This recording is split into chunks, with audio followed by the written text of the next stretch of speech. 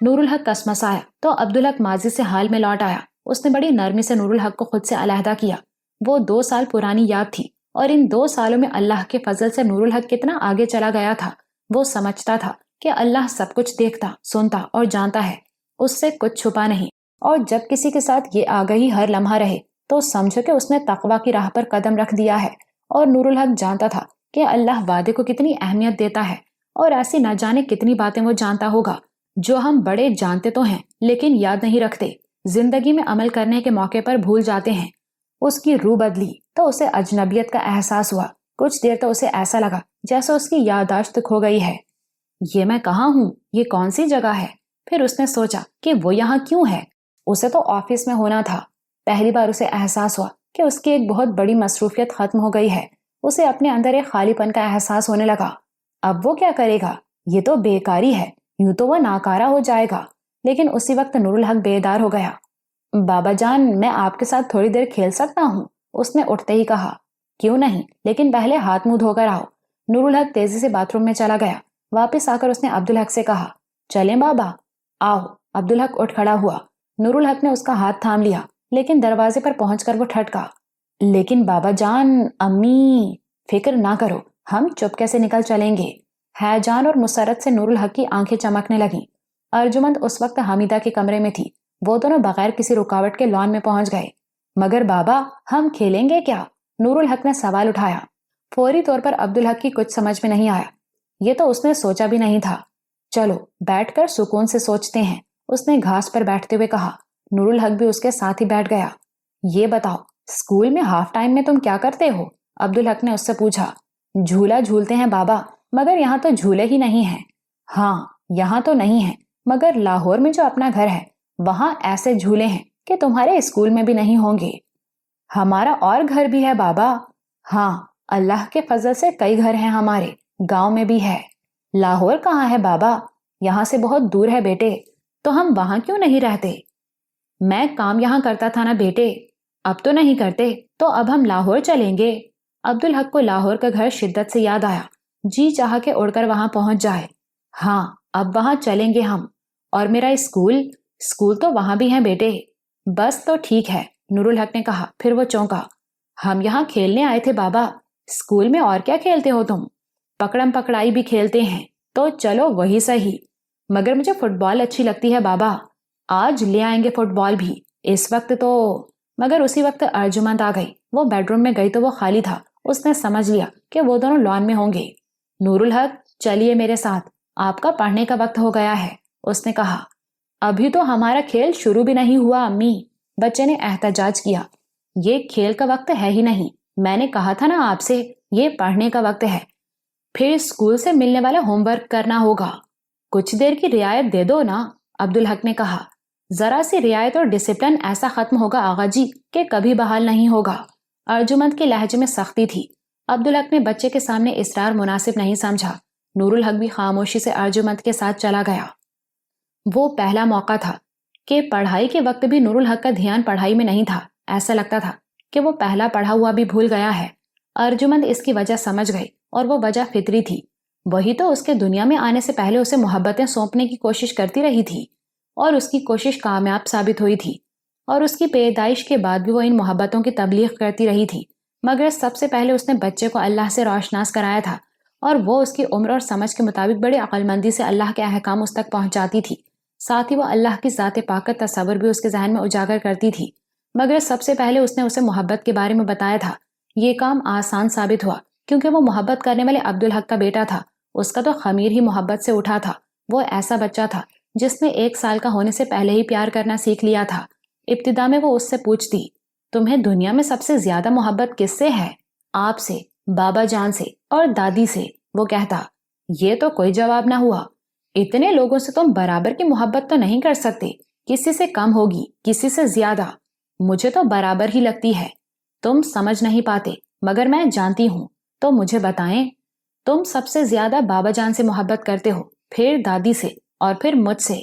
نور الحق یوں سر جھکاتا جیسے اپنے دل کو ٹٹول رہا ہو۔ پھر وہ بے بسی سے کہتا، شاید ایسا ہی ہے، لیکن آپ کیسے جانتی ہیں؟ اللہ نے ماؤں کو ان کے بچوں کے لیے خاص طور پر سمجھ دی ہے۔ تاکہ وہ انہیں ان کی باتوں کو اور ان کی ضرورتوں کو سمجھ سکیں۔ یوں اس نے بچے کو محبتوں کی وہ ترتیب سونپ دی تھی۔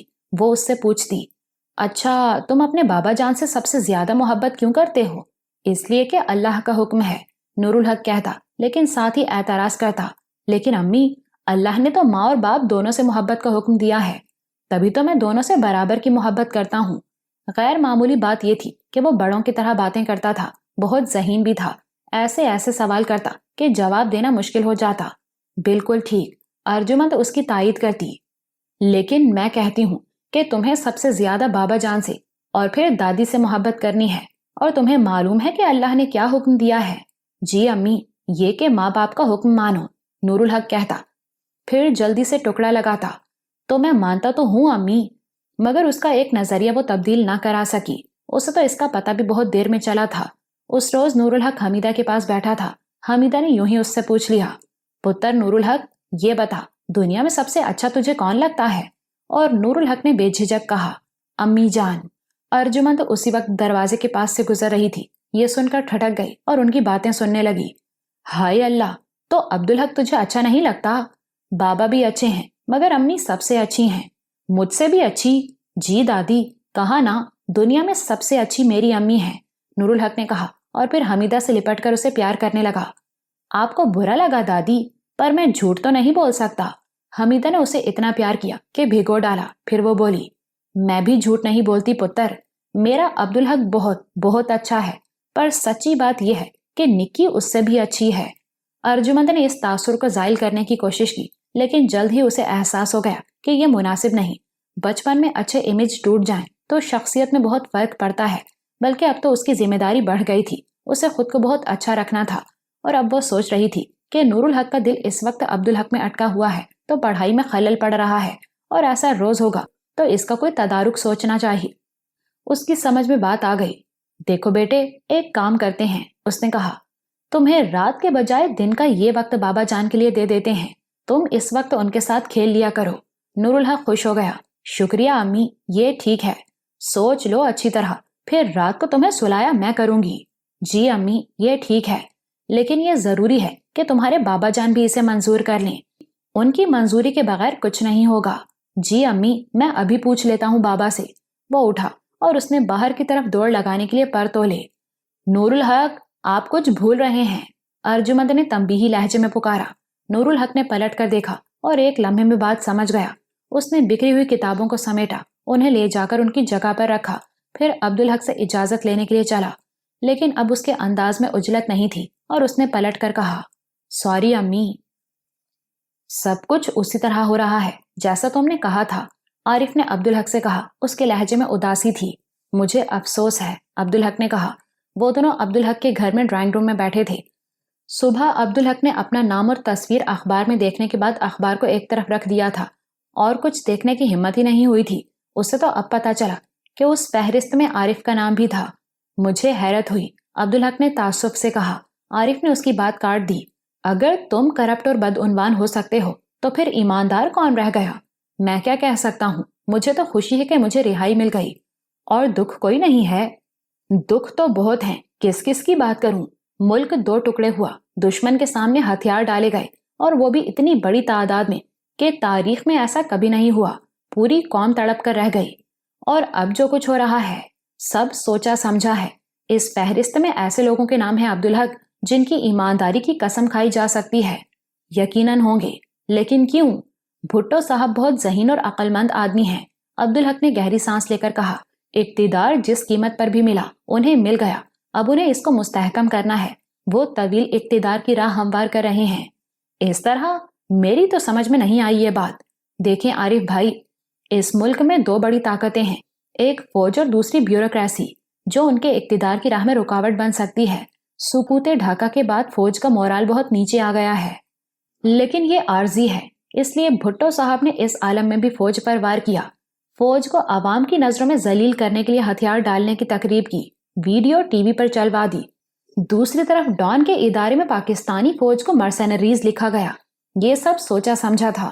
پھر چیف آف آرمی اسٹاف کی تقرری میں سینیورٹی کو نظر انداز کر کے ایک بری روایت قائم کی گئی جو ہمیشہ دہرائی جاتی رہے گی۔ لیکن بیوروکریسی پر عنایت کیوں؟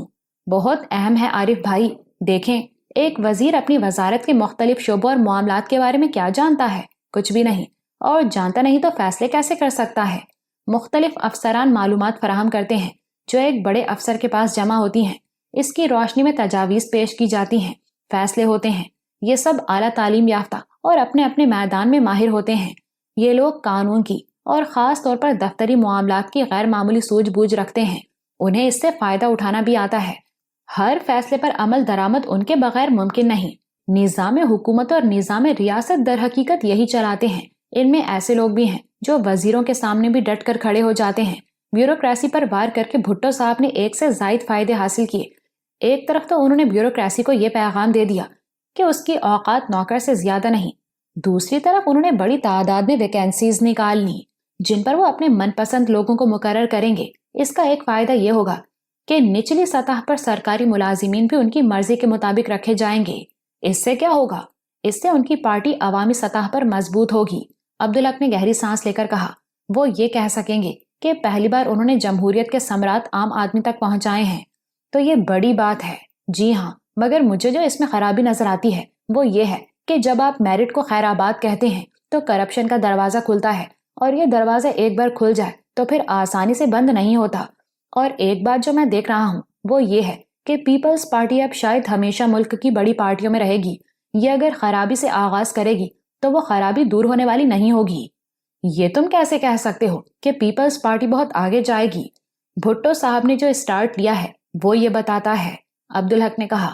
سرکاری ملازمین کا نکالنا، اس کے بعد زرعی اصطلاحات، پھر صنعتوں کو فروغ دینا، یہ سب کچھ بہت پرکشش ہے. اس سے ایک طرف مخالفین کچلے جائیں گے، دوسری طرف اپنے لوگ مضبوط ہوں گے، تیسری طرف پارٹی کے نچلی سطح کے کارکنوں کو بھی کچھ ملے گا، اور جنہیں ملے گا وہ پارٹی کے لیے جان دینے کو بھی تیار رہیں گے. بھٹو صاحب نے کارکنوں کی اہمیت سمجھ لی ہے. ان کی وجہ سے پارٹی کی جڑیں عوام میں رہیں گی، اور پیپلز پارٹی اس لحاظ سے اس ملک کی اس نوعیت کی پہلی مقبول جماعت ہوگی. لیکن یہ تو گویا پینڈورا کا باکس کھولنا ہے. پینڈورا کا باکس تو کھل چکا عارف بھائی. سقوط ڈھاکہ اس کا نتیجہ ہے. لیکن چھوڑیں اس بات کو. میں اب بھٹو صاحب سے تکلیف اٹھا چکا ہوں، اس لیے ان کے معاملے میں غیر جانبداری کا دعویٰ نہیں کر سکتا. اس لیے مجھے ان پر بات نہیں کرنی چاہیے.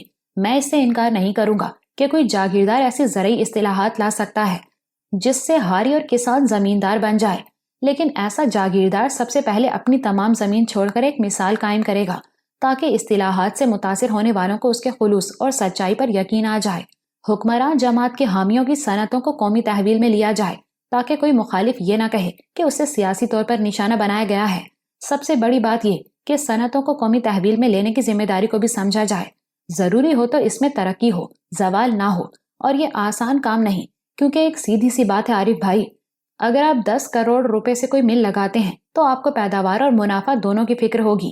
لیکن آپ کی مل چلانے کے لیے مجھے دے دی جائے اور میری تنخواہ مقرر کر دی جائے تو میں آپ کی طرح منافع اور ترقی کی فکر کبھی نہیں کر سکوں گا، اور صنعت کا نقصان قومی نقصان ہے. مجھے تو بھائی اندھیرا ہی نظر آ رہا ہے آگے، عارف نے کہا. ممکن ہے یہ اس لیے ہو کہ میں اور آپ متاثرین میں سے ہیں. میں اس لیے کہتا ہوں کہ میں اب بھٹو صاحب کے بارے میں غیر جانبداری کا دعویٰ نہیں کر سکتا، لیکن یہ ضرور کہوں گا کہ بھٹو صاحب دوستوں کے مقابلے میں کہیں زیادہ دشمن کما رہے ہیں. میرا اندازہ ہے کہ ابھی یہ عمل ان کی پارٹی میں بھی جاری ہوگا. کیا مطلب؟ پیپلز پارٹی میں کوئی ایسا آدمی نہیں رہ سکے گا جو اپنے تئیں بھٹو صاحب سے برابری کی بنیاد پر بات کرنے کا خود کو اہل سمجھتا ہو. بھٹو صاحب بائیں بازو والوں سے چھٹکارا پائیں گے جنہوں نے انہیں روٹی، کپڑا اور مکان کا جادوئی نعرہ دیا جو پیپلز پارٹی کی کامیابی کی بنیاد ہے. وہ لوگ اپنی افادیت کھو چکے. پیپلز پارٹی کو آخر میں جاگیرداروں کی جماعت ہی بننا ہے. یہ ون مین شو ہے اور رہے گا.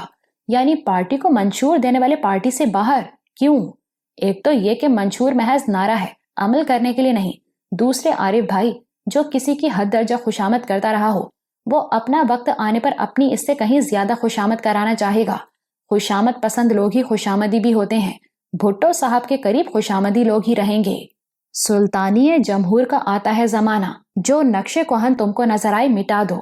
جی ہاں، دوسرے مصرے کو اقبال نے واضح نہیں کیا، بھٹو صاحب نے خود اس کی تشریح کر لی کہ ہر نقش کوہن مٹانا ہے. اچھا ہو یا برا، ضروری ہو یا غیر ضروری. قائد اعظم کا پاکستان ختم، یہ نیا پاکستان ہے، یحییٰ خان اور بھٹو کا پاکستان. لیکن یہ فیصلہ کرنے والے یہ نہیں سمجھے کہ پاکستان صرف زمین کا نام نہیں، یہ ایک نظریہ ہے، خدا داد ریاست، یہ انشاءاللہ قائم رہے گا۔ تم پاکستان کی طرف سے تشویش میں مبتلا ہو؟ میں نے بہت کچھ دیکھا ہے عارف بھائی۔ سقوط ڈھاکہ پر پہلا عوامی رد عمل، شراب کی دکانیں تباہ کر دی گئیں، شراب کو پانی کی طرح سڑکوں پر بہا دیا گیا، اور اس کے بعد میں نے بولٹن مارکیٹ کی چور گلی میں عورتوں کی برہنہ تصویروں والے تاش، بلو پرنٹس اور بلو فلموں کا سیلاب آتے دیکھا، جو کھلے عام فٹ پاتھ پر رکھا اور بیچا جا رہا تھا۔ اس کا مطلب سوچے تو ایک ہی مطلب ہو سکتا ہے، جاگ جانے والی قوم کو پھر سے سلا دینا، اسے سیدھی راہ سے ہٹا دینا، اور جس طرح یہ ایک دم سے ہوا ہے تو یہ سرکار کی منظوری کے بغیر ممکن نہیں تھا۔ اسی وقت فون کی گھنٹی بجی۔ عبدالحق نے فون ریسیو کیا۔ اسے حیرت ہوئی، زبیر تو فون کرنے سے گھبراتا تھا۔ یہ سب کیا ہو گیا کاکا؟ کوئی ایسی بات نہیں زبیر بھائی، کیوں پریشان ہوتے ہیں؟ عبدالحق نے کہا، آپ کو بدنام کیا جائے اور میں پریشان نہ ہوں، اس سے کیا ہوتا ہے؟ اللہ تو سب جانتا ہے نا، اپنی عزت کے لیے لڑنا تو ہوگا نا۔ کس سے؟ حکومت سے؟ کوئی بھی ہو، زبیر نے جوش سے کہا، پھر بولا، اب آپ وہاں کیا کر رہے ہیں کاکا؟ یہاں آ جائیں نا۔ ہاں سوچا تو یہی ہے، میں کل ہی آپ کے پاس آ رہا ہوں۔ ریسیور رکھنے کے بعد عبدالحق عارف کی طرف مڑا۔ آپ نے کیا سوچا ہے عارف بھائی؟ کچھ بھی نہیں، میں تو بس یہ سوچتا رہا کہ اتنے برسوں کی خدمت کا یہ صلہ ملا، عزت سے ریٹائر ہی کر دیتے مجھے۔ ویسے بھی ریٹائرمنٹ کے قریب تھا میں۔ جو ہو گیا اس کا غم چھوڑیں، آگے کی بات کریں۔ زندگی صرف موت پر رکتی ہے عارف بھائی۔ وہ تو ٹھیک ہے، مگر میرے پاس سوچنے کو کیا ہے؟ بس تو اجازت دیں، میں آپ کی طرف سے سوچ لیتا ہوں۔ اجازت کی کیا بات ہے؟ اللہ کا شکر ہے کہ تم اس صورتحال میں بھی سوچنے کے قابل ہو۔ بس تو سامان پیک کرنا شروع کریں، ہم لاہور چلیں گے۔ لیکن آپ فکر نہ کریں، سب مجھ پر چھوڑ دیں۔ چلو ٹھیک ہے۔ لیکن زبیر اگلے روز نہیں آ سکا۔ شام کو اس کا فون آیا، اس نے بتایا کہ بنگلے کو سیل کر دیا گیا ہے اور وہ سب لوگ فی الحال ایک ہوٹل میں ہیں۔ عبدالحق کو شوق لگا، لیکن کیوں؟ حکومت کے آرڈر ہیں، شام کو آئے تھے، کل میں عدالت سے اسٹے آرڈر لوں گا انشاءاللہ۔ عبدالحق کو اس بار حیرت ہوئی، زبیر بھائی آپ کو یہ سب کیسے پتا؟ آپ کی مہربانی سے کاکا، زمین کے معاملات آدمی کو بہت کچھ سکھا دیتے ہیں۔ اب میں وہ پہلے والا زبیر تو نہیں ہوں۔ عبدالحق کی حیرت اتنی شدید تھی کہ وہ کچھ بول ہی نہیں سکا۔ ہر سال جو اثاثوں کے گوشوارے آپ جمع کراتے ہیں، ان کی کاپیاں ہیں آپ کے پاس؟ زبیر نے پوچھا۔ ہاں ہیں، عبدالحق نے چونک کر کہا، وہ مجھے بھجوا دیں آج ہی۔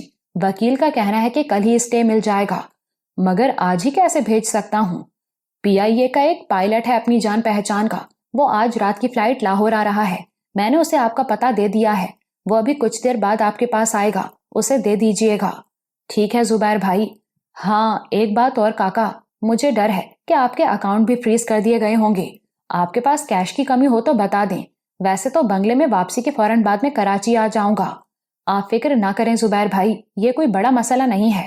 فون رکھنے کے بعد عبدالحق نے اپنی فائلیں دیکھیں اور مطلوبہ فائل نکال لی۔ 1 گھنٹے بعد وہ پائلٹ آ گیا جسے زبیر نے بھیجا تھا۔ عبدالحق نے وہ فائل اس کے سپرد کر دی۔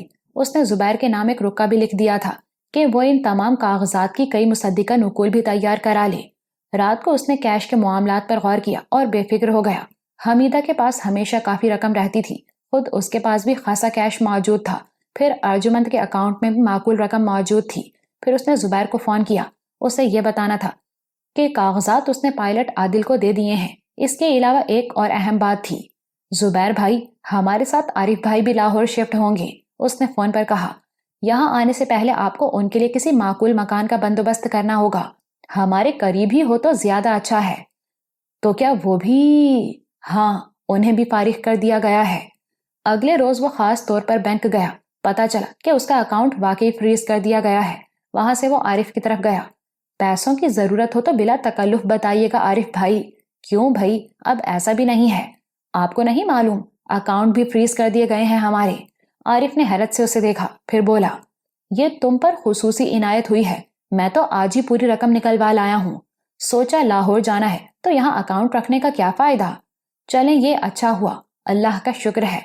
اب میں کہہ رہا ہوں کہ پیسوں کی ضرورت ہو تو بلا تکلف کہہ دینا، آپ سے میں تکلف کرتا ہی نہیں عارف بھائی۔ زبیر کو دیکھتے ہی نور الحق نے نعرہ لگایا، تایا آ گئے، اور وہ اس کی طرف لپکا۔ زبیر اکڑوں بیٹھ گیا اور اسے لپٹا لیا۔ السلام علیکم تایا۔ وعلیکم السلام چھوٹے صاحب، زبیر نے کہا۔ عبدالحق کے احتجاج کے باوجود وہ نور الحق کو چھوٹے صاحب ہی کہتا تھا۔ نہ کاکا، اس نے عبدالحق کے احتجاج کے جواب میں کہا تھا، یہ میرا اور ان کا معاملہ ہے، آپ اس میں نہ پڑھیں۔ نور الحق کے لیے وہ بڑے اہم رشتے تھے۔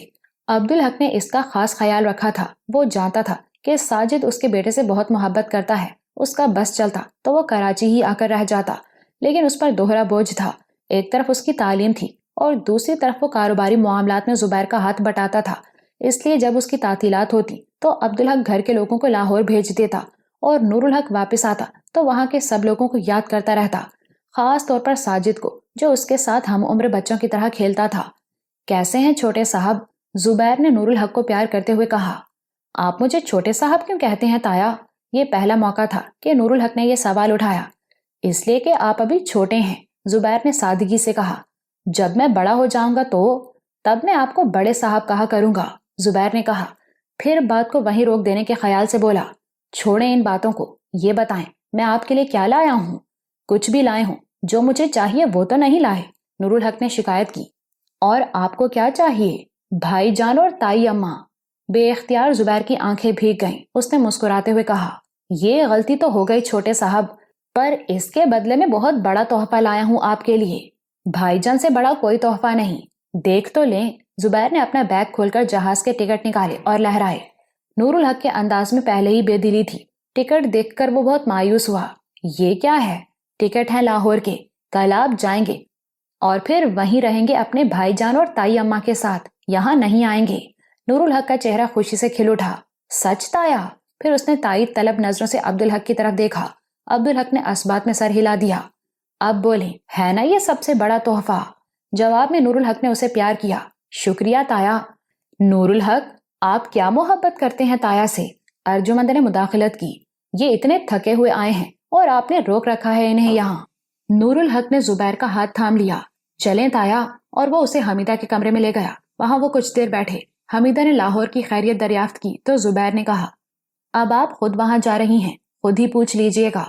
مجھے تو بھائی بہت خوشی ہے اس بات کی، حمیدہ نے کہا۔ مجھے تو بھائی اپنا گاؤں بھی بہت یاد آتا ہے، اب تو وہ شہر بن گیا ہے اماں۔ مجھے تو شہر میں بھی اپنا گاؤں ہی نظر آئے گا پتر، اب وہ گاؤں کہاں؟ زبیر نے سرد آہ بھر کے کہا۔ اس کے لہجے میں اداسی تھی۔ ایسا کیا ہو گیا پتر زبیر؟ حمیدہ نے پرتشویش لہجے میں کہا، میں نے عجیب بات دیکھی اماں، خوشحالی آتی ہے تو لوگ بدل جاتے ہیں۔ قدرتی بات ہے زبیر، آپ میری بات نہیں سمجھی اماں۔ خوشحالی کے ساتھ زیادہ تر یہ ہوتا ہے کہ اچھائی کی جگہ برائیاں آ جاتی ہیں، لوگ احسان فراموش اور خود غرض ہو جاتے ہیں، ادب آداب اور لحاظ اٹھ جاتا ہے، عزت کرانے کا شوق ہوتا ہے اور لوگ عزت کرنا بھول جاتے ہیں۔ حمیدہ نے بہت غور سے اسے دیکھا۔ یہ کون سی بڑی بات ہے پتر زبیر؟ اللہ دے کر بھی آزماتا ہے اپنے بندوں کو اور واپس لے کر بھی آزماتا ہے، اور بندے تو آزمائش پر کم ہی پورے اترتے ہیں، پر دل تو دکھتا ہے نا اماں یہ سب دیکھ کر۔ بری بات زبیر، حمیدہ نے تنبیہی لہجے میں کہا۔ یہ دکھ اور مایوسی اچھی چیز نہیں، سبھی تو نہیں بدل جاتے، کچھ لوگوں کی عاجزی اور بڑھ جاتی ہے، پر وہ بہت تھوڑے ہوتے ہیں اماں۔ ہاں یہ تو اللہ کا قانون ہے، نیکی تھوڑی ہوتی ہے پر وزن میں زیادہ، اور بدی بہت زیادہ ہوتی ہے پر وزن میں ہلکی، تو آدمی کو اچھائی پر نظر رکھنی چاہیے، اس سے حوصلہ رہتا ہے۔ واقعی اماں آپ نے ٹھیک کہا، زبیر نے کچھ سوچنے کے بعد کہا۔ اس کے لہجے میں تشکر تھا۔ اتنی دیر میں ارجمند چائے لے آئی، ساتھ میں بسکٹ بھی تھے۔ اور دیکھو زبیر، گاؤں اور شہر سے کوئی فرق نہیں پڑتا۔ حمیدہ کی آواز بہت دور سے آتی محسوس ہو رہی تھی، آنکھیں ایسے لگتا تھا جیسے بہت دور دیکھ رہی ہوں۔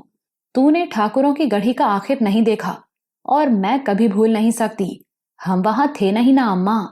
ہاں، بڑے ٹھاکر نے وہاں کس پر احسان نہیں کیا تھا؟ کون تھا ایسا جس پر انہوں نے مہربانی نہ کی ہو؟ حمیدہ کے لہجے میں اداسی تھی۔ پر جب آزمائش کا وقت آیا تو جان اور مال کے خوف سے زیادہ تر بے وفا نکلے، اپنے گھروں میں دبک کر بیٹھ گئے۔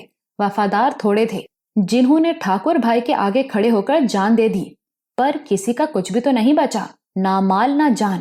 گھر میں عافیت تلاش کرنے والے بھی مر گئے، انہیں پتا ہوتا تو وفاداری ہی نبھا لیتے۔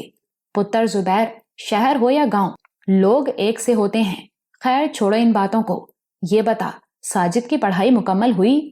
ماحول سوگوار ہو گیا تھا۔ زبیر نے بے دلی سے کہا، اس سال BA کر لے گا انشاءاللہ، اور کام تو وہ پہلے ہی سنبھال رہا ہے اماں۔ اور رابعہ کیسی ہے؟ میرے بتانے کا کوئی فائدہ نہیں اماں، زبیر نے ہنستے ہوئے کہا، آپ دیکھے بغیر نہیں سمجھ سکتی۔ کیا مطلب؟ خیر تو ہے؟ حمیدہ کے لہجے میں تشویش تھی۔ خیر ہی خیر ہے اماں، بس وہ بہت موٹی ہو گئی ہے کام نہ کرنے کی وجہ سے۔ تو نے تو ڈرا ہی دیا تھا۔ حمیدہ نے سکون کی سانس لی۔ اسے ساتھ کیوں نہیں لایا تو؟ وہ تو ساتھ آنا چاہتی تھی اماں، پر خود ہی خیال آ گیا کہ اب تو آپ سب بھی وہاں آنے والے ہیں۔ آپ کے استقبال کے خیال سے رک گئی۔ کچھ دیر بعد زبیر نے شرمندگی سے کہا، اماں اجازت دیں تو کاکا سے کچھ بات کر لوں؟ کیوں نہیں پتر؟ عبدالحق زبیر کو اسٹڈی میں لے گیا۔ زبیر نے ایک کاغذ عبدالحق کی طرف بڑھایا۔ اس پر دستخط کر دیں کاکا۔ یہ کیا ہے؟ وکالت نامہ ہے کاکا۔ لیکن کیوں؟ آپ کے خلاف جو حکومت نے اقدام کیا ہے اسے عدالت میں چیلنج کریں گے۔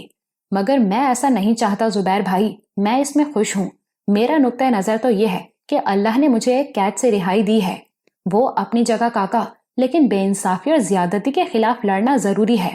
اپنی حکومت سے کوئی بھی ہو، میری بات سنیں کاکا۔ اپنے وکیل نے جب آپ کے گوشوارے دیکھے تو وہ تو پاگل ہو گیا۔ اس کا کہنا ہے کہ یہ کیس تو حکومت لڑ ہی نہیں سکتی۔ جو اثاثے آپ نے پہلے سے ظاہر کیے اور ان کی آپ سے وضاحت بھی طلب نہیں کی گئی، وہ جائز اور قانونی ہیں اور انہیں ضبط کیا ہی نہیں جا سکتا۔ انہیں تو معافی بھی مانگنی ہوگی اور ہرجانہ بھی دینا ہوگا، اور انہیں آپ کی برطرفی کا حکم بھی واپس لینا ہوگا۔ مگر میں یہ نہیں چاہتا زبیر بھائی۔ آپ بس اس پر دستخط کر دیں کاکا۔ زبیر پہلی بار کسی بات پر اصرار کر رہا تھا، لیکن عبدالحق کا ہاتھ قلم کی طرف نہیں بڑھا۔ میں کیوں لڑوں یہ کیس؟ اس نے کہا۔ اثاثے کون سے اپنے تھے؟ اللہ کی امانت تھے۔ عزت کے لیے کاکا، عزت کے لیے۔ آپ کی رسوائی ہوئی، جگ ہنسائی ہوئی۔ عزت اور ذلت بھی اللہ کے ہاتھ میں ہے، اللہ کی طرف سے ہے۔ میں اس سے انکار کیسے کر سکتا ہوں کاکا؟ دین کی مجھے اتنی سمجھ بھی نہیں، پر ایک بات بتائیں مجھے، ہر چیز اللہ کی دی ہوئی ہے، مگر اللہ کی دی ہوئی کوئی چیز کوئی ڈاکو آپ سے طاقت کے زور پر چھینے تو اس کے خلاف مزاحمت کو اللہ نے منع کیا ہے کیا؟ مسلمانوں کے لیے تو غیرت بہت بڑی چیز ہے، اسے تو کمزور ہوتے ہوئے طاقتور سے لڑنے کو کہا گیا ہے۔ اللہ نے جو کچھ دیا اس کی حفاظت کرنا بندے کی ذمہ داری نہیں؟ عبدالحق نے دل میں تسلیم کیا کہ ان برسوں میں زبیر بہت بدلا ہے اور آگے گیا ہے۔ اس کی سمجھ بوجھ بھی بڑھی ہے اور اسے اپنی بات کہنے کا سلیقہ بھی آ گیا ہے۔ اس کی عزت کرتے ہوئے وہ اس سے بحث بھی کر سکتا ہے اور اپنی بات ثابت بھی کر سکتا ہے۔ تاہم اس نے کوئی جواب نہیں دیا۔ زبیر چند لمحے اس کے جواب کا انتظار کرتا رہا، پھر بولا، بات اتنی سی ہے نا کاکا کہ آپ اپنی ملازمت پر بحال نہیں ہونا چاہتے؟ عبدالحق نے اس بات میں سر ہلا دیا۔ آپ عقل والے ہیں کاکا، میں تو آپ کا ناسمجھ نوکر ہوں۔ آپ کی بے عزتی۔ ایسا نہ کہیں زبیر بھائی، عبدالحق نے احتجاج کیا۔ برداشت نہیں کر سکتا، اس سے بہتر سمجھتا ہوں کہ مر جاؤں۔ ایسی بات نہ کریں زبیر بھائی، آپ اجازت دیں تو ایک بات کہوں؟ ہے تو چھوٹا منہ بڑی بات، کہہ تو رہے ہیں آپ، یہ تو آپ ناراض ہو کر کہہ رہے ہیں۔ اب میں کچھ بھی نہیں کہوں گا۔ عبدالحق کو احساس ہوا کہ اس نے زبیر کا دل دکھایا ہے، وہ شرمندہ ہو گیا۔ یہ بات نہیں زبیر بھائی، آپ کہیں، میں سن رہا ہوں۔ زبیر نے ایک گہری سانس لی۔ دیکھیں کاکا، بندے کے پاس تو جو کچھ ہے اللہ ہی کا دیا ہوا ہے اور امانت ہے، جب چاہے واپس لے لے، لیکن کوئی اور ڈاکہ مارے اور آپ سے چھین لے تو آپ کو اس سے لڑنا چاہیے، لڑ کر اس سے واپس لیں، پھر چاہے تو اللہ کی راہ میں لوٹا دیں، اس کا تو اجر ملے گا اللہ کے ہاں۔ میں غلط تو نہیں کہہ رہا ہوں کاکا؟ اچانک ہی وہ ننھے بچے کی طرح سہم گیا، بے یقینی میں مبتلا ہو گیا۔ آپ ٹھیک کہہ رہے ہیں زبیر بھائی، لیکن میرا کہنا یہ ہے کہ شاید یہ بھی اللہ کی ہی طرف سے ہے۔ ہو سکتا ہے کاکا، بالکل ہو سکتا ہے، زبیر نے سر ہلاتے ہوئے کہا۔ لیکن اللہ اپنے بندوں سے کلام تو نہیں کرتا، وہ بتاتا تو نہیں کہ یہ میں نے کیا ہے۔ تو میرا یہ سمجھنا غلط تو نہیں ہے؟ میرا خیال ہے کہ بندہ اللہ سے مدد مانگ کر اپنے حق کے لیے لڑے، اور یہاں تلوار سے تو لڑنا نہیں ہے کاکا، عدالت میں جانا ہے، کیس کرنا ہے، تو آپ کیس لڑیں، ہار جائیں تو مان لیں کہ یہ اللہ کی طرف سے ہے، پھر یہ سوچیں کہ ہم سے کون کون سی غلطیاں ہوئیں اس معاملے میں اور ان کی اصلاح کریں۔ اس کے بعد کچھ کہنے کی گنجائش نہیں تھی۔ عبدالحق نے خاموشی سے قلم اٹھایا اور وکالت نامے پر دستخط کر دیے۔ بہت شکریہ کاکا، یہ تو مجھے کہنا تھا مگر میں نے کہا نہیں۔ میں جانتا ہوں کاکا کہ آپ نوکری کرنا نہیں چاہتے اور اس کی ضرورت بھی نہیں، اللہ کی رحمت سے آپ بحال ہو جائیں تو عزت کے ساتھ استعفیٰ دے دیں، وہ اور بات ہوگی۔ بہت شکریہ زبیر بھائی، عبدالحق نے اس کا ہاتھ تھامتے ہوئے کہا۔ مجھے شرمندہ نہ کریں کاکا۔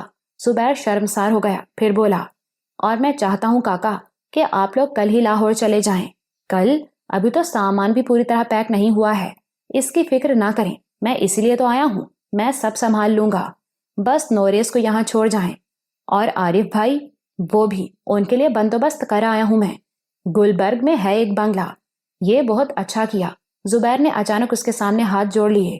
آپ دور ہوئے کاکا تو آپ سے پوچھے بغیر خود فیصلے کرنے کی بری عادت پڑ گئی ہے، آپ مجھے معاف کر دیں گے نا؟ آپ بھول رہے ہیں زبیر بھائی، عبدالحق نے اس کے ہاتھ علیحدہ کر دیے۔ میں نے سارے معاملات آپ کو سونپے تو آپ کو ہر اختیار دے دیا تھا، فیصلے کرنے کا بھی۔ پھر بھی کاکا، میں آپ سے پوچھ سکتا تھا، لیکن میں نے خود ہی کچھ فیصلے کیے اور عمل بھی کر لیا۔ اب آپ کو بتاتے ہوئے شرمندہ ہو رہا ہوں۔ ایسی کیا بات ہے زبیر بھائی؟ اختیار نہ ہو تو معاملات کیسے سنبھالیں گے آپ؟ اور ویسے بھی میں سمجھتا ہوں کہ زمین اور کاروبار کے معاملات میں آپ ہی درست فیصلے کر سکتے ہیں، میں تو بالکل کوڑا ہوں ان معاملات میں۔ زبیر دونوں ہاتھوں سے اپنے رخسار پیٹنے لگا۔ اچھا بتائیں تو، بات کیا ہے؟ عبدالحق نے کہا۔ زبیر نے نظریں جھکا لی۔ وہ کاکا، عارف صاحب کے لیے میں نے وہ بنگلہ خرید لیا ہے، ان کے اپنے نام سے۔ عبدالحق کے لیے یہ بات اتنی خلاف توقع تھی کہ وہ سناٹے میں آ گیا۔ ہو گئی نا غلطی مجھ سے؟ زبیر نے شرمساری سے کہا۔ نہیں، غلطی تو مجھ سے ہوئی تھی زبیر بھائی۔ ویسے یہ بتائیں کہ آپ نے ایسا کیوں کیا؟ یہ ایک اور بڑا فیصلہ، ایک اور غلطی۔ کچھ بتائیں گے بھی آپ یا پہیلیاں ہی بجھواتے رہیں گے؟ اس بار عبدالحق جھنجھلا گیا۔ زبیر اور نروس ہو گیا۔ بس غلطی ہو گئی کاکا۔ ہوا کیا؟ عبدالحق نے کوشش کر کے اپنا لہجہ نرم کیا۔ آپ کا کاروبار پھیل رہا ہے نا کاکا، تو لائق اور محنتی لوگوں کی ضرورت بڑھ گئی ہے۔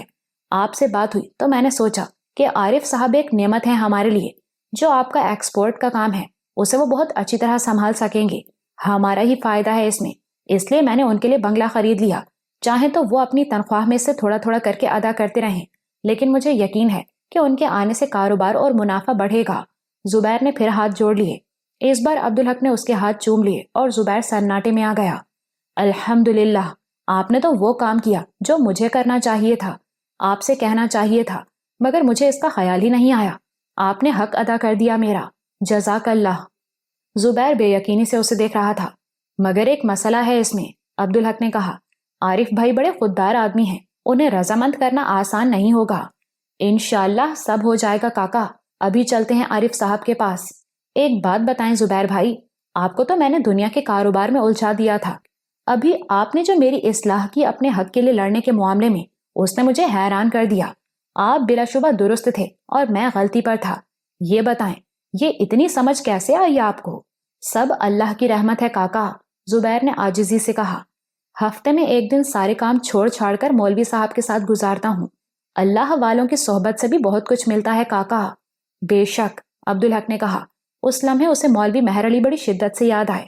کیسے ہیں مولوی صاحب؟ اس نے پوچھا۔ بہت بوڑھے اور کمزور ہو گئے ہیں، لیکن اللہ کے فضل سے نماز اسی شان سے پڑھاتے ہیں۔ عبدالحق کا دل مولوی صاحب سے ملنے کو تڑپ اٹھا۔ عارف کا رد عمل عبدالحق کی توقع کے عین مطابق تھا۔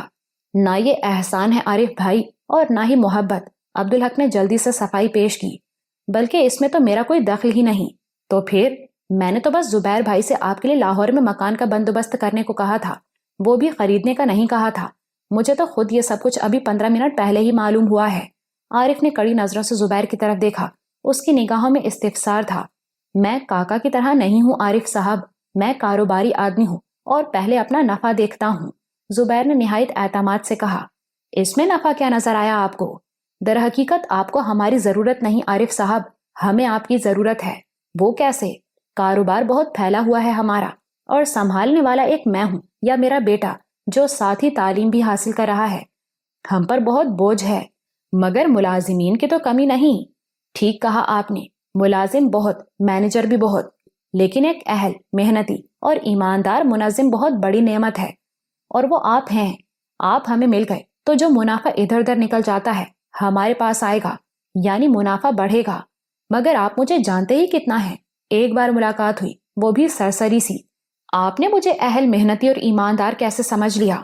آپ کاکا کے دوست ہیں، کاکا آپ سے محبت کرتے ہیں، اس سے بڑی سند اور کیا ہو سکتی ہے؟ عارف نے عبدالحق کی طرف دیکھا۔ عبدالحق نے ہاتھ اٹھاتے ہوئے کہا، خدا کی قسم عارف بھائی، یہ سب کچھ زبیر بھائی نے خود ہی سوچا، خود ہی فیصلہ کیا، میرا اس میں کوئی دخل نہیں۔ عارف نے اس سے پہلے عبدالحق کو قسم کھاتے نہیں دیکھا تھا، اس کے چہرے کا تناؤ دور ہو گیا اور نرمی چھا گئی۔ وہ زبیر کی طرف متوجہ ہوا۔ آپ کی یہ پیشکش میرے لیے باعث عزت اور اسے قبول کرنا میرے لیے نعمت ہے زبیر صاحب، لیکن آپ نے میرے نام سے مکان خرید کر میرے حق میں بہت برا کیا۔ آپ مجھ سے پوچھ تو لیتے، تو اس میں برائی کیا ہے؟ زبیر نے سادگی سے پوچھا۔ آپ خود سوچیں، جس روز مجھے کرپشن اور بدعنوانی کے الزام میں برطرف کیا گیا، اس کے چند روز بعد ہی میں لاہور کے ایک پوش علاقے میں بنگلہ خریدتا ہوں۔ یہ تو میرے جرم کا ثبوت بن گیا نا۔ ایسا نہیں ہے عارف صاحب، زبیر نے بہت اطمینان سے کہا۔ میں پڑھا لکھا نہیں ہوں، اس لیے ہر کام میں پہلے اپنے وکیل سے مشورہ کرتا ہوں۔ اللہ کی مہربانی سے مجھے وکیل بہت اچھا ملا ہے۔ اس نے اس پہلو کو خود سمجھا اور پھر سلیقے سے کام کیا۔ بنگلہ آپ کے نام سے ضرور خریدا گیا ہے، لیکن اس کی ادائیگی ہماری کمپنی کی طرف سے کی گئی ہے۔ اس نے اپنا بیگ کھول کر کچھ کاغذات نکالے اور عارف کی طرف بڑھائے۔ ہمارے اور آپ کے درمیان جو معاہدہ ہو رہا ہے، اس میں یہ لکھا ہے کہ کمپنی آپ کی خدمات کے عوض آپ کو یہ بنگلہ خرید کر دے رہی ہے، جو آپ سے کبھی واپس نہیں لیا جائے گا، لیکن آپ کم از کم 5 سال ہمارے لیے کام کرنے کے پابند ہوں گے۔ اس کے بعد آپ کی مرضی۔ عارف نے معاہدے کو بڑے غور سے پڑھا، پھر زبیر کو دیکھ کر مسکرایا۔ آپ یقیناً پڑھے لکھے نہیں ہیں، آپ تو پڑھے لکھے لوگوں سے بڑھ کر ہیں زبیر صاحب۔ اس بار اس کے لہجے میں احترام تھا۔ عبدالحق کی خوشی کی کوئی حد نہیں تھی۔ زبیر نے تو اسے بھی حیران کر دیا تھا۔ اس سوجھ بوجھ اور فراست پر اسے رشک آ رہا تھا۔ اب تو آپ کو کوئی اعتراض نہیں عارف صاحب، میں تو صرف شکریہ ہی ادا کر سکتا ہوں آپ کا۔ اس کے بجائے آپ اس معاہدے پر دستخط کر دیں تو میں آپ کا شکر گزار ہوں گا۔ اور ہاں، دستخط کے نیچے 17 تاریخ ڈالیے گا، کیونکہ مکان 18 تاریخ کو خریدا گیا ہے۔ عارف نے دستخط کر دیے۔ شہر بدل گیا، فضا بدل گئی، گرد و پیش اور ماحول بدل گیا، آب و ہوا بدل گئی اور لوگ بدل گئے، مگر اس تبدیلی سے ہر کوئی اپنے اپنے انداز میں متاثر ہوا۔ اثر صرف کراچی سے لاہور آنے والوں پر نہیں پڑا، اس سے لاہور میں موجود لوگ بھی متاثر ہوئے۔ مجموعی تاثر بہرحال خوشی کا تھا۔ رابعہ کی خوشی کی تو کوئی حد ہی نہیں تھی۔ عبدالحق اور حمیدہ کے بغیر تو اس کی زندگی مکمل ہی نہیں تھی۔ پھر ارجمند بھی اس میں شامل ہو گئی اور کراچی جاتے جاتے ننھا نور الحق بھی اس میں شامل ہو گیا۔ اسے تو ان لوگوں کے بغیر لاہور اجاڑ اور ویران لگتا تھا۔ اس کے لیے تو سال بھر میں بس وہی خوشی کے دن ہوتے تھے جب وہ لوگ لاہور آتے تھے، اور جب وہ واپس جاتے تو اس کے لیے لاہور کی ویرانی اور بڑھ جاتی۔ ساجد بھی بہت خوش تھا۔ عبدالحق کی محبت تو گویا اس کی گھٹی میں پڑی تھی۔ پھر اس میں نور الحق بھی شامل ہو گیا۔ وہ ان لوگوں سے ایک پل بھی دور نہیں رہنا چاہتا تھا، اور اب وہ اس کے پاس ہی آ گئے تھے۔ گھر کے نوکر بھی بہت خوش تھے۔ نسیمہ تو ہمیشہ ہی ارجمند کو یاد کرتی تھی۔ یعقوب عبدالحق کے بغیر خود کو پردیس میں محسوس کرتا تھا۔ اس سے دوری کے نتیجے میں اس کا انگریزی بولنے کا شوق ختم ہو گیا تھا۔ یہاں ایسا کون تھا جس سے وہ انگریزی بولتا؟ کراچی سے آنے والوں میں سب سے خوش نور الحق تھا۔ لاہور والا گھر ویسے ہی اسے بہت اچھا لگتا تھا، اس کا لان اسے بہت پسند تھا۔ پھر محبتوں کی تو اسے وہاں بھی کمی نہیں تھی۔ انا، آپی اور ماموں سب اس سے محبت کرتے تھے، مگر یہاں رونق بھی بہت زیادہ تھی۔ تائی کا بس چلتا تو وہ اسے نظر سے اوجھل ہی نہ ہونے دیتی۔ اور سب سے بڑھ کر ساجد، جسے وہ بھائی جان کہتا تھا، وہ بہت مصروف ہوتا تھا، لیکن اس کی کوئی بات کبھی ٹالتا ہی نہیں تھا، اور وہ اس کے ساتھ کھیلتا بھی تھا۔ اور یعقوب سے بات کرنے میں اسے بہت لطف آتا تھا۔ اس کی بولی اسے بہت اچھی لگتی تھی۔ اسے انگریزی بولنے کا بہت شوق تھا۔ وہ اسے اسمال ماسٹر کہتا تھا۔ وہ جب لان میں اکیلا ہوتا تو یعقوب اس کے پاس آ جاتا۔ آپ مجھے اسمال ماسٹر کیوں کہتے ہیں؟ پچھلے سال نور الحق نے اس سے پوچھا تھا۔ یعقوب بڑے فخر سے مسکرایا تھا۔ Your father my big master, you my small master. Noor ul Haq کو ہنسی آنے لگی، مگر اس نے ظاہر نہیں ہونے دیا۔ میری سمجھ میں آپ کی پوری باتیں نہیں آتی، ابھی اسمال ہے نا، بڑے ہوں گے تو سمجھ آنے لگیں گی۔ یعقوب نے بہت سنجیدگی سے کہا۔ آپ اسکول جاتے ہیں؟ جی ہاں۔ انگلش پڑھتے ہیں؟ جی ہاں۔ سیکھنے میں ٹائم لگے گا، پر میں آپ کو سکھاؤں گا۔ آپ کیسے سکھائیں گے؟ My English very very good. میں انگریزوں کے ساتھ انگلش اسپیچنگ کرتا تھا۔ انگریز کون ہوتے ہیں؟ یعقوب سوچ میں پڑ گیا۔ یہ بات کیسے سمجھائے؟ جو انگریز اسپیچنگ کرتے ہیں۔ اس نے بری طرح ہاتھ ہلائے اور چہرے پر زور دیا۔ جب کوئی بات سمجھانے میں دشواری ہوتی تو وہ ایسے ہی کرتا تھا۔ آپ بھی انگلش بولتے ہیں تو آپ انگریز ہیں؟ نو نو نو، یعقوب نے بری طرح ہاتھ ہلائے۔ می بلیک انگریز، دے وائٹ انگریز، دے ان انگلینڈ، می ان پاکستان۔ نور الحق کو اس کی صورت وقت گزاری کا ذریعہ مل گیا۔ ساجد گھر میں نہیں ہوتا تو وہ یعقوب کے کوارٹر میں چلا جاتا۔ اس بار یعقوب لان میں اس کے پاس آیا تو بڑی حیرت اور خوشی سے اسے دیکھا اور بولا، hello quarter big master. Nurul हक ने हैरत से उसे देखा। इसका मतलब कुछ लंबे हो गए हैं आप। Know small, some big, quarter big, और बड़ा होगा तो फिर हाफ बिग, और उसके बाद 3/4 बिग, और उसके बाद 4, 5, 6। गिनती आती है ना आपको? हाँ आती है, नूरुल हक ने हंसते हुए कहा। यूं तो मैं कभी बिग नहीं होऊंगा। इस पर याकूब सोचने लगा। फिर आखिर उसने कहा, आप बिग होंगे जब मैं नहीं होऊंगा। और उसी वक्त अब्दुल हक आ गया। याकूब ने जल्दी से फौजियों की तरह उसे सल्यूट किया। क्या बातें हो रही हैं? अब्दुल हक ने पूछा। कुछ नहीं सर, क्वार्टर बिग मास्टर को अंग्रेजी सिखा रहा था। ये क्वार्टर बिग मास्टर क्या होता है? याकूब चेहरे और हाथों पर जोर देकर इसकी वजाहत करने लगा। गजब खुदा का, अरे अभी तो ये सिर्फ ABCD सीख रहा है, और छोटे छोटे लफ्ज। याकूब का सीना तन गया। मुझे पता है बिग मास्टर, उसने फखरिया लहजे में कहा, इसीलिए तो फुल इंग्लिश नहीं बोलता हूं। रहम करो इस बेचारे पर, अब्दुल हक ने बेटे का सर थपथपाते हुए कहा। इसकी अंग्रेजी तो सीखने से पहले ही तबाह हो जाएगी। ऐसा नहीं है सर, मैं हाथ हल्का रखूंगा। तुम्हें हाथ रखने की जरूरत ही नहीं, अब्दुल हक ने सख्त लहजे में कहा। अब अगर मैंने तुम्हें इससे इंग्लिश बोलते सुना तो मैं तुम्हारी इंग्लिश पर पाबंदी लगा दूंगा। ओके बिग मास्टर, याकूब ने मरी मरी आवाज में कहा और सल्यूट मारा। हमीदा के लिए तो हकनगर के अलावा हर जगह परदेस ही था। क्या कराची और क्या लाहौर। बस यह है कि कराची में तन्हाई का एहसास ज्यादा होता था। लाहौर में जुबैर, राबिया और साजिद के अलावा नौकर भी थे। नसीमा तो खास तौर पर उससे बहुत ज्यादा करीब थी, बल्कि एक मामले में तो वो उसकी महरम राज थी। उसी के साथ तो वो अब्दुल हक के लिए औलाद की दुआ कराने दरगाहों पर जाया करती थी। इसलिए लाहौर उसे कराची के मुकाबले में ज्यादा अच्छा लगा। अर्जुमंद के लिए अहमियत सिर्फ अब्दुल हक की थी। वो चांद थी और अब्दुल हक उसके लिए जमीन की तरह था। चांद का काम ही क्या है? हर वक्त जमीन के गिर्द चक्कर लगाना।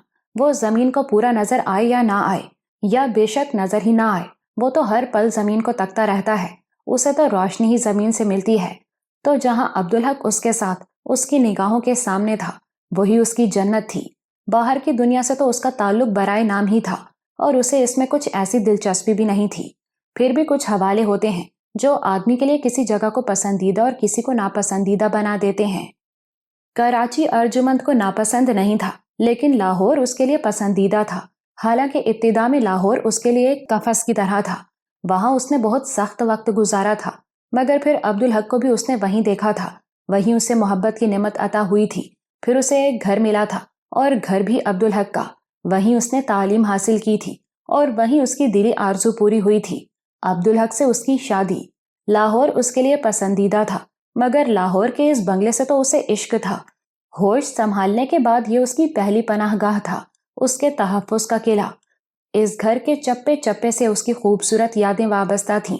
स्टडी में अब्दुल हक से पढ़ना, वो कुर्बत की आजमाइश जिसमें अल्लाह ने अपनी मदद से सुरखरू करके उसे पाकीज़ा कुर्बत बना दिया था। दादी अम्मा का कमरा, जहां सुबह वो अब्दुल हक से मिलती थी, कभी कभी उसे सूरह मुल्क सुनाती थी। किचन, जहां वो अब्दुल हक के ऑफिस भेजने के लिए खाना पकाती और टिफिन में रखती। लॉन, जहां वो झूला झूलती, बेंच पर बैठकर उसकी खूबसूरती को सराहती। जहां साजिद चुपके चुपके मोहब्बत से उसे छोटी चाची कहता। इस घर में उसकी खुशियों के बेशबहा खजाने थे। और हकनगर में उसने ज्यादा वक्त नहीं गुजारा था, मगर उसे हकनगर से मोहब्बत थी, इसलिए कि उसका नाम अब्दुल हक के नाम पर रखा गया था। इसलिए भी कि हकनगर से अब्दुल हक को मोहब्बत थी, और जो अब्दुल हक को महबूब था वो उसे भी महबूब था। और इसलिए भी कि जब अब्दुल हक का कराची तबादला हुआ था, तो दादी अम्मा अपने कमरे में उसे अब्दुल हक की कहानी सुनाती थी, जो उसे हकीकत से ज्यादा अफसाना लगती थी। उसे सुनकर ईमान ताजा हो जाता था। दादी अम्मा ने शायद महसूस कर लिया था कि उसे उनकी बात पर पूरा यकीन नहीं है।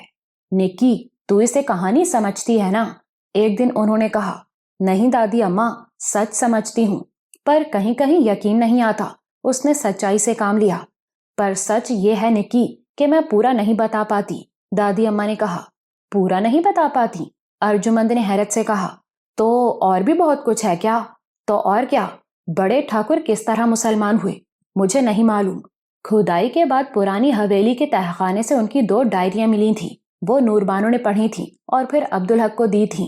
उसके बाद ही तो अब्दुल हक ने मुझे बताया था कि ठाकुर वीर जी मुसलमान हो गए थे। कैसे, ये मुझे कभी पता नहीं चला। वो दोनों डायरियां अर्जुमंद ने भी देखी थी, وہ نوربانو کے پاس تھیں۔ اس نے اس سے ان کے بارے میں پوچھا بھی تھا، نوربانو نے اسے سرسری طور پر بتایا بھی تھا، لیکن یہ بھی جتا دیا تھا کہ عبدالحق کی اجازت کے بغیر وہ اسے نہیں دے سکتی۔ ارجمند خود بھی ان باتوں کا خیال رکھتی تھی۔ تجسس کے باوجود اس نے عبدالحق سے اجازت لی، نہ نوربانو سے اصرار کیا۔ آپ ہی سے کہتی تو وہ آپ کو پڑھ کر سنا دیتی، اس نے کہا۔ کئی بار کہا پر وہ ٹالتی رہی، اور پھر وہ دور چلی گئی تو بات ہی ختم ہو گئی۔ ارجمند اس پر سوچتی رہی۔ واقعی اس کہانی کے 3 راوی تھے، عبدالحق کے والد، حمیدہ اور خود عبدالحق۔ عبدالحق کی یادداشت کے آغاز سے قبل جو کچھ ہوا وہ صرف اس کے والد اور حمیدہ ہی جانتے تھے۔ تینوں کے بیان ملنے پر ہی مکمل کہانی سامنے آ سکتی تھی۔ عبدالحق خود کچھ بتانے والا نہیں تھا، حمیدہ سب کچھ بتا چکی تھی۔ اب والد مرحوم کی ڈائریاں ہی کہانی کو مکمل کر سکتی تھیں۔ حمیدہ پر اسے رشک آتا تھا، اسے اللہ نے وقت کے ساتھ چلنے کی زبردست صلاحیت دی تھی۔ وہ نئے دور کی اجنبی چیزوں کو بھی آسانی سے قبول کر لیتی تھی۔ اتنے برسوں میں اس نے اس کی زبان میں ہی بڑی تبدیلی دیکھی تھی۔ وہ اندازہ لگا سکتی تھی کہ وہ پہلے کیسے بولتی ہوگی۔ پھر نوربانو کے ذریعے اور عبدالحق کے ذریعے بھی اسے نئے الفاظ ملے اور اس نے وہ اپنا لیے۔ نیکی، میری بات سن۔ ارجمند نے چونک کر اسے دیکھا۔ حمیدہ کی آنکھیں چمک رہی تھیں۔ جی دادی اماں، تجھے پتا ہے ان ڈائریوں کا؟ جی دادی اماں، آغا جی کی میز کی دراز میں رکھی ہیں۔ کس نے رکھی؟ میں نے۔ میں سمجھی عبدالحق نے رکھی ہوں گی، انہیں تو شاید اب وہ یاد بھی نہیں، ارجمند نے کہا۔ آپ ہی کے انتقال کے بعد میں نے انہیں سنبھال کر رکھ دیا تھا۔ حمیدہ کو ایک خیال نے چونکا دیا۔ اور تو نے کبھی انہیں کھول کر بھی نہیں دیکھا؟ اس کے لہجے میں حیرت تھی۔ نہیں دادی اماں، تو کیسی ہے نیکی، تیرا کبھی دل بھی نہیں چاہا؟ دل تو بہت چاہتا تھا دادی اماں، لیکن آغا جی کی امانت، آغا جی کی اجازت کے بغیر میں کیسے پڑھ سکتی ہوں انہیں؟ لے، میاں بیوی میں کون سا پردہ ہوتا ہے؟ پھر بھی دادی اماں، کچھ چیزیں بہت ذاتی ہوتی ہیں، اللہ نے منع کیا ہے اس بات سے۔ ارے پگلی، اس میں کوئی شرم کی بات نہیں، عبدالحق کے لیے تو وہ عزت اور فخر کی بات ہے۔ پتہ ہے، اس کے بعد ہی تو اس نے اپنے ہر سرٹیفکیٹ پر ٹھاکر جی کا نام تبدیل کرایا تھا۔ کہتا تھا میرے والد بھی مسلمان تھے الحمدللہ۔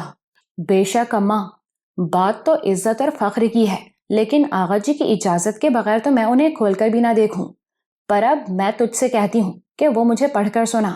میں آپ سے بھی یہی کہوں گی دادی اماں کہ پہلے آغا جی سے اجازت لے لیں، آپ کا ہی بھلا ہے اس میں، اللہ کا حکم ہے نا دادی اماں۔ ارے میرا عبدالحق پر حق نہیں ہے کیا؟ حمیدہ جھنجھلا گئی۔ اور وہ مجھے منع کر دے گا کیا؟ دیکھیں اماں، آپ خود پڑھ لیں تو شاید یہ آپ کا حق ہے۔ ارجمند کے لہجے میں عاجزی تھی۔ لیکن آپ کسی اور سے پڑھوائیں تو یہ دوسری بات ہے، بلا وجہ میں بھی گناہگار اور آپ بھی، اور پوچھ لینا کوئی بری بات تو نہیں، آپ کا مرتبہ تو کم نہیں ہوگا۔ بات حمیدہ کی سمجھ میں آ گئی۔ تو نے ٹھیک کہا نیکی، میں عبدالحق سے پوچھ لوں گی۔ عبدالحق کے لیے لاہور میں بس یہی ایک خوبی تھی کہ یہاں زبیر بھائی رابعہ اور ساجد اسے مل گئے تھے۔ دوسری یہ کہ پابندی کی زنجیریں کٹ گئی تھیں، وہ آزاد تھا۔ کب سے وہ حق نگر نہیں جا سکا تھا، اب جا سکتا تھا۔ مولوی مہر علی کی وہ بہت کمی محسوس کرتا تھا، باقی سب کچھ ویسے کا ویسا ہی تھا۔ کچھ دن تو وہ الجھنوں میں پھنسا رہا، پھر تبدیلی کے ساتھ ہم آہنگی پیدا ہوئی تو پرانے مسائل سر اٹھانے لگے، بلکہ وہ اور بڑھ گئے۔ کراچی میں وہ روز آفس جاتا تھا، شام تک ارجمند سے دور رہتا، دفتری کاموں میں الجھا رہتا تو مسئلہ صرف تصور تک محدود تھا۔ اب وہ ہر وقت اس کی نگاہوں کے سامنے رہتی تھی اور وہ اسے پہلے سے بھی زیادہ پرکشش لگنے لگی تھی۔ بیڈ روم کا معمول ان کا وہی کراچی والا رہا، بلکہ اب تو اسے نیچے سونے میں لطف آنے لگا تھا۔ یہاں وہ ایک اور آزمائش سے گزرا۔ جب خواہش نے شدت سے سر اٹھایا تو اس کے اندر ایک نئی سوچ ابھری۔ اس نے سوچا کہ غسل کے معاملے میں جو کچھ ہوا، ممکن ہے اس کا سبب کراچی کی آب و ہوا ہو، لہٰذا کیوں نہ یہاں تجربہ کر کے دیکھا جائے۔ لیکن اب وہ بہت چوکنا تھا۔ اپنی آخری کوشش کے نتیجے میں وہ جمعے کی نماز سے محروم ہوا تھا۔ وہ اس کے لیے ایک ایسا نقصان تھا جسے وہ زندگی بھر نہیں بھول سکتا تھا۔ اس دن اس نے فیصلہ کر لیا تھا کہ اب اس سلسلے میں کوئی تجربہ نہیں کرے گا۔ یہاں بھی وہ فوراً ہی سمجھ گیا کہ یہ اس پر شیطان کا حملہ ہے۔ اس نے اس خیال کا وہیں گلا گھونٹ دیا۔ اس نے اس مسئلے پر قرآن حکیم سے رہنمائی حاصل کرنے کے بارے میں سوچا۔ اس کا ایمان تھا کہ دنیا کے ہر مسئلے کا حل قرآن، سنت اور سیرت طیبہ میں موجود ہے، لیکن اس کا مسئلہ تو بالکل ہی انوکھا تھا۔ ایسی کوئی نظیر بھی اس کے سامنے نہیں تھی، لیکن اس کا ایمان پختہ تھا۔ وہ اس پر سوچتا رہا، لیکن کچھ سمجھ میں نہیں آیا۔ یہ اللہ کی رحمت تھی اس پر کہ وہ یہ سوچنے کے لیے بھی تیار نہیں ہوا کہ اس کے مسئلے کا حل موجود نہیں ہے، بلکہ اس نے عاجزی سے سوچا کہ اللہ کا کلام تو ایسا ہے کہ قیامت تک لوگ اسے سمجھنے اور اس کی تشریح کرنے کی کوشش کرتے رہیں گے، لیکن پوری طرح کبھی نہیں سمجھ پائیں گے، اور وہ تو وہ لوگ ہوں گے جنہوں نے باقاعدہ اس کا علم حاصل کیا ہوگا، اور اللہ نے اپنی جانب سے بھی انہیں نوازا ہوگا، جبکہ اس کی تو اوقات ہی کیا ہے، وہ تو بس قرآن پڑھ لیتا ہے، اور اللہ کی رحمت ہو تو کسی آیت کا ظاہری سامنے کا مفہوم سمجھ لیتا ہے۔ پھر قرآن تو آخری کتاب ہے، قیامت تک کے لیے نازل کیا گیا ہے، یہ ہر دور ہر عہد کے لیے کافی و شافی ہے۔ اس میں کتنی پیشن گوئیاں ہیں جو بعد میں پوری ہوئیں، اور کتنی ہیں جو قیامت تک پوری ہوتی رہیں گی۔ یہ تو آفاقی کلام ہے، اب اسے گہرائی میں سمجھنا بندے کے بس کی بات نہیں، البتہ اللہ جسے چاہے نواز دے اور جتنا چاہے نواز دے۔ اس کوشش کے بعد وہ بس اللہ سے ہی رجوع کر سکتا تھا، اور بالآخر اللہ نے ہی اس کی رہنمائی فرمائی، اور اس کے ایمان کے مطابق قرآن ہی کے ذریعے رہنمائی فرمائی۔ پہلے تو اس نے سوچا تھا کہ کسی صاحب علم کے سامنے اپنا مسئلہ رکھ کر اس سے مشورہ لے، مگر یہ ناممکن تھا۔ اس کے مزاج میں شرم و حیا اتنی تھی کہ اس کی زبان ہی نہ کھلتی۔ وہ تو شاید یہ مسئلہ مولوی مہر علی کے سامنے بھی بیان نہیں کر سکتا تھا۔ اللہ اپنے بندوں کا پردہ بھی رکھتا ہے اور ان کی مدد بھی فرماتا ہے۔ اس نے رحمت فرمائی اور بغیر کسی وسیلے کے اس کا مسئلہ حل فرما دیا۔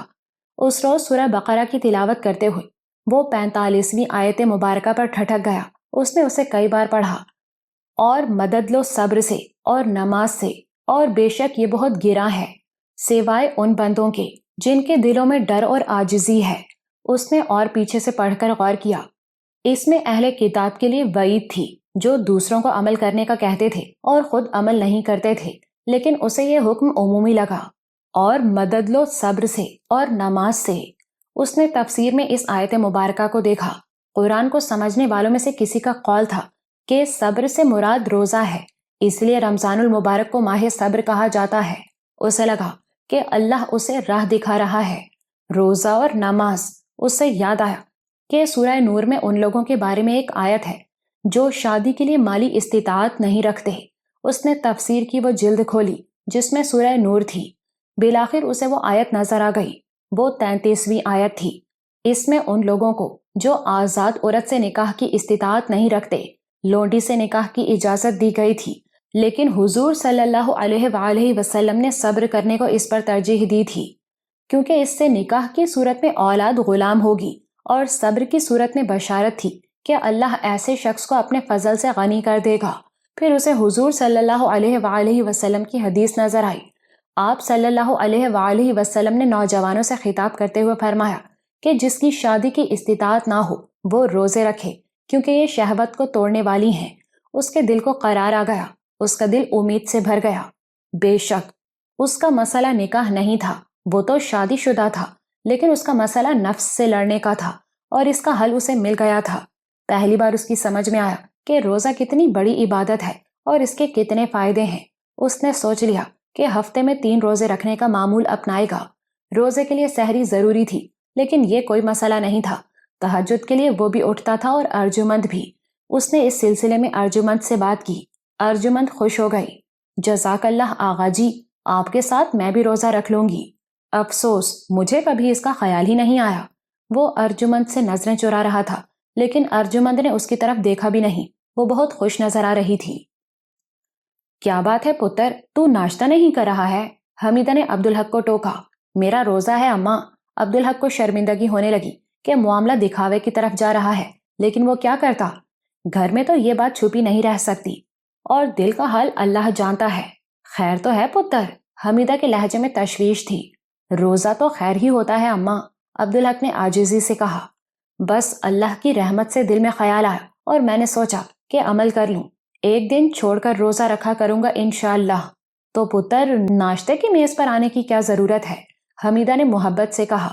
آپ کی خاطر آ گیا تھا اماں، آپ رخصت دے دیں تو؟ میری طرف سے اجازت ہے پتر، حمیدہ نے کہا، پھر ارجمند کی طرف مڑی۔ اور تو نے کی؟ جی اماں، میں کیوں محروم رہوں سعادت سے؟ ارجمند نے کہا۔ ٹھیک ہے نکی، ایک بات کہوں اماں؟ ہاں پتر بول۔ یہ بات کسی کو معلوم نہ ہو تو اچھا ہے۔ کیوں پتر؟ حمیدہ نے حیرت سے کہا۔ یوں دکھاوا ہو جائے گا نا، یہ اچھا نہیں، میں کسی سے نہیں کہوں گی۔ بس اب تو جا، ابھی رابعہ آئے گی تو بات کھل جائے گی۔ خوش قسمتی سے زبیر، رابعہ اور ساجد اس وقت موجود نہیں تھے۔ عبدالحق جانے لگا تو حمیدہ نے اسے پکارا، کچھ دیر بعد آنا میرے پاس پتر، تجھ سے کچھ بات کرنی ہے۔ جی اماں، عبدالحق نے کہا اور چلا گیا۔ وہ تینوں ناشتے کے لیے آئے تو زبیر نے پوچھا، کاکا نہیں آئے؟ کہتا ہے اپنے کمرے میں ناشتہ کرے گا۔ زبیر پریشان ہو گیا کہ کہیں عبدالحق کسی بات پر ناراض تو نہیں ہو گیا۔ وہ ڈھنگ سے ناشتہ بھی نہیں کر سکا۔ ناشتے کی میز سے اٹھ کر وہ اپنے کمرے میں چلا آیا۔ اس نے سوچا آج وہ کام بھی کر لے جو کئی دن سے ٹلتا آ رہا ہے۔ اسے عبدالحق کو کچھ دینا تھا اور اسے ڈر تھا کہ عبدالحق اس پر خفا نہ ہو، مگر اب جبکہ لگتا تھا کہ عبدالحق ویسے ہی اس سے ناراض ہو گیا ہے تو یہ کام بھی کر ہی لیا جائے، پھر معافی مانگ کر منا بھی لے گا۔ وہ کرسی پر بیٹھا اور سامنے رکھی فائلوں کو ٹٹولنے لگا۔ اسے یاد تھا کہ چیک بک اسی میز کی دراز میں رکھی ہے۔ اپنی میز کی طرف دیکھ کر وہ مسکرایا۔ 5 سال پہلے وہ یہ میز خرید کر لایا تھا اپنے لیے، اور یہ راہ اسے ساجد نے دکھائی تھی۔ اس نے دل میں اللہ کا شکر ادا کیا کہ ساجد کی شکل میں اس نے اسے بہت بڑی نعمت عطا فرمائی، ورنہ وہ خود تو پڑھا لکھا تھا نہیں، اسے تو کاروبار کی سمجھ بوجھ بھی نہیں تھی۔ عبدالحق نے اس پر ذمہ داری ڈالی تو اس کی محبت میں اس نے خود کو کھپا دیا۔ اس نے اس سلسلے میں بھی اللہ سے مدد طلب کی اور اللہ نے اسے بہت نوازا تھا۔ کارندے اسے بہت اچھے مل گئے تھے، محنتی اور ایماندار، مگر سب سے بڑھ کر اسے ساجد سے مدد ملی تھی۔ ساجد کی مدد سے اس نے لکھنا پڑھنا سیکھا۔ یہ سب کچھ عبدالحق کے تو علم میں بھی نہیں تھا کیونکہ اس کے کراچی جانے کے بعد ہوا تھا۔ ساجد پہلے تو اسے خود پڑھاتا رہا، پھر اسی کے اصرار پر زبیر نے نائٹ اسکول میں داخلہ لیا، وہاں سے پچھلے سال اس نے میٹرک کیا۔ کیسا کیسا فضل فرمایا میرے رب نے، اس نے سوچا اور اس کی آنکھیں بھیگنے لگیں۔ پچھلی زندگی تو اب اسے دھندلا سا خواب لگتی تھی، بلکہ وہ جیسے وہ نہیں کوئی اور تھا جس نے وہ زندگی گزاری تھی۔ پھر اللہ نے اسے گمراہی سے نکالا، ہدایت سے نوازا، اولاد عطا فرمائی، کاروبار کی سوجھ بوجھ عطا فرمائی، دنیا میں وہ مقام اور مرتبہ عطا فرمایا جس کی اس نے خواہش بھی نہیں کی تھی، اور سب سے بڑی بات یہ کہ اسے غرور اور بد دماغی سے محفوظ رکھا۔ اس کی عاجزی سلامت رہی۔ دنیا کی نظروں میں کچھ بھی ہو، وہ خود تو پہلے بھی نوکر تھا اور اب بھی نوکر ہی ہے۔ اس نوکری میں ہی اس کی عزت ہے۔ اسے پتہ بھی نہ چلا کہ اس کی آنکھوں سے آنسو بہ رہے ہیں، شکر کے آنسو۔ احساس ہوا تو اس نے چونک کر انہیں پوچھا، پھر اس نے مطلوبہ فائل اٹھائی، دراز سے ایک چیک بک اور پاس بکس نکالی اور انہیں ایک لفافے میں رکھ لیا۔ عبدالحق کا خیال آیا تو وہ پھر پریشان ہو گیا۔ اس کی سمجھ میں نہیں آ رہا تھا کہ اس سے ایسی کیا غلطی ہو گئی جس نے اسے ناراض کر دیا۔ وہ فائل اور لفافہ لے کر اٹھا ہی تھا کہ دروازے پر دستک ہوئی۔ اپنے کمرے میں عبدالحق کو خیال آیا کہ ناشتے پر اس کی اور ارجمند کی غیر موجودگی زبیر اور رابعہ کو بہت غیر معمولی لگے گی، نہ جانے وہ کیسے کیسے گمان کریں گے۔ اور سچ ہے کہ اصل بات معلوم نہ ہونے کی صورت میں تو انہیں اس میں نظر انداز کیے جانے کا، توہین کا احساس ہوگا۔ اس خیال نے اسے بے چین کر دیا۔ اس نے فیصلہ کر لیا کہ اس سلسلے میں اسے ان سے معذرت کرنا ہوگی، اور وہ بھی فوری طور پر۔ اسے زبیر کے جانے سے پہلے ہی اس سے ملنا تھا۔ پھر اسے یاد آیا کہ حمیدہ نے بھی اسے بلایا تھا اور اس کے لہجے میں تاکید تھی، نہ جانے کیا بات ہوگی۔ کچھ دیر بعد وہ اپنے کمرے سے نکلا اور حمیدہ کے کمرے کی طرف چل دیا۔ زبیر کے لیے ناشتے پر عدم موجودگی کا اتنی دیر میں اس نے عذر تلاش کر لیا تھا۔ حمیدہ اپنے کمرے میں اکیلی تھی۔ عبدالحق اس کے پاس جا بیٹھا۔ تم نے مجھے بلایا تھا اماں؟ حمیدہ کو یاد ہی نہیں رہا تھا۔ میں نے؟ اس نے حیرت سے کہا۔ پر کیوں؟ عبدالحق ہنسنے لگا۔ یہ میں کیسے بتا سکتا ہوں اماں؟ حمیدہ چند لمحے ذہن پر زور دیتی رہی، بالآخر اسے یاد آ گیا۔ ہاں پتر، یاد آ گیا۔ کیا بات ہے اماں؟ وہ ٹھاکر ویر جی کی ڈائریاں تھیں نا، ان کے بارے میں پوچھنا تھا۔ عبدالحق کی کچھ سمجھ میں نہیں آیا۔ کیا پوچھنا تھا اماں؟ یہی کہ وہ کہاں ہیں؟ میری میز کی دراز میں ہے اماں۔ میں سمجھی تھی کہ تجھے یاد بھی نہیں ہوں گی۔ کیسی باتیں کرتی ہو اماں، انہیں میں بھول سکتا ہوں بھلا؟ عبدالحق نے کہا۔ وہ تو میری نسلوں کی امانت ہیں۔ نور الحق بڑا ہوگا تو اسے پڑھواؤں گا۔ جب پریشان ہوتا ہوں تو انہیں پڑھتا ہوں اور اللہ کا شکر ادا کرتا ہوں۔ حمیدہ کو یہ سن کر خوشی ہوئی۔ چل، تیرے بیٹے کی تو وہ امانت ہے، بیوی کو بھی پڑھائی تو نے؟ ارجمند ہی کے پاس تھی وہ اماں، اور اس نے میری دراز میں رکھی۔ اس کا یہ مطلب نہیں کہ اس نے وہ پڑھی بھی ہوں گی۔ کیسی باتیں کرتی ہو اماں؟ بھائی اس کے پاس ہی تھیں، لیکن اس نے نہیں پڑھی۔ آپ نے پوچھا تھا اس سے؟ ہاں، بولی یہ بہت ذاتی چیز ہوتی ہیں، بغیر اجازت کے نہیں پڑھ سکتی۔ تو اجازت لے لیتی۔ تو جانتا ہے اسے، کتراتی ہے وہ۔ اس کے لیے تو یہ پڑھنا مجھ سے بھی زیادہ ضروری ہے۔ وہی تو نور الحق تک یہ سب پہنچائے گی، وہی تو اللہ کے حکم سے یہ فیض آگے بڑھائے گی۔ اور میں، حمیدہ نے کچھ چبھتے ہوئے لہجے میں کہا۔ عبدالحق نے اس کے دونوں ہاتھ اپنے ہاتھوں میں لیے اور ہونٹوں سے لگا لیے۔ برا مان گئی اماں؟ نہ پتر، برا کیوں مانوں گی بھلا کہ ارجمند کو تم سے زیادہ سمجھا؟ اس پر کبھی برا نہیں مانوں گی، یہ تو میں خود چاہتی ہوں، پر تو اسے اتنا نہیں سمجھتا جتنا حق ہے اس کا۔ عبدالحق چونکا۔ ارجمند نے کوئی شکایت کی ہے تم سے؟ توبہ کر پتر توبہ، وہ کوئی شکایت کرنے والی ہے؟ یہ تو میں خود سمجھتی ہوں، پر تجھے کبھی ٹوکا نہیں۔ سمجھتی تھی تو ٹوکا کیوں نہیں؟ اچھا نہیں لگتا پتر، تو کوئی بچہ تو نہیں کہ راہ دکھاؤں تجھے، پر آج ٹوک رہی ہوں۔ وہ نور بانو تھی جو اپنے حق سے زیادہ زبردستی بھی لے سکتی تھی، اور یہ ارجی ہے پتر جو اپنا حق بھی کبھی نہ مانگے۔ تو دے دے تو اللہ کا شکر بھی ادا کرے اور تیرا شکریہ بھی۔ ایسے بندے کے ساتھ بے انصافی بہت بری ہوتی ہے پتر۔ میں اپنے طور پر کوشش تو کرتا ہوں اماں۔ حمیدہ کو احساس ہوا کہ بات بہت دور نکل گئی۔ میں یہ کہہ رہی تھی کہ میں بھی نور الحق کو بہت کچھ بتا سکتی ہوں اور بتاتی بھی ہوں۔ اس نے کہا، تم سے زیادہ بتانے والا کون ہوگا اماں؟ تم نے تو سب کچھ اپنی آنکھوں سے دیکھا ہے۔ ہاں پتر، پر ٹھاکر ویر جی کا مجھے نہیں پتا، اسی لیے ڈائریوں کا پوچھ رہی تھی۔ تو اماں ارجمند سے کہو، وہ پڑھ کر سنا دے گی کسی دن۔ کہا تھا اس سے، کہنے لگی پہلے آغا جی سے اجازت لیں۔ عبدالحق کو ارجمند پر پیار آ گیا۔ عجیب لڑکی ہے، نہ اپنا حق سمجھتی ہے نہ کسی اور کا۔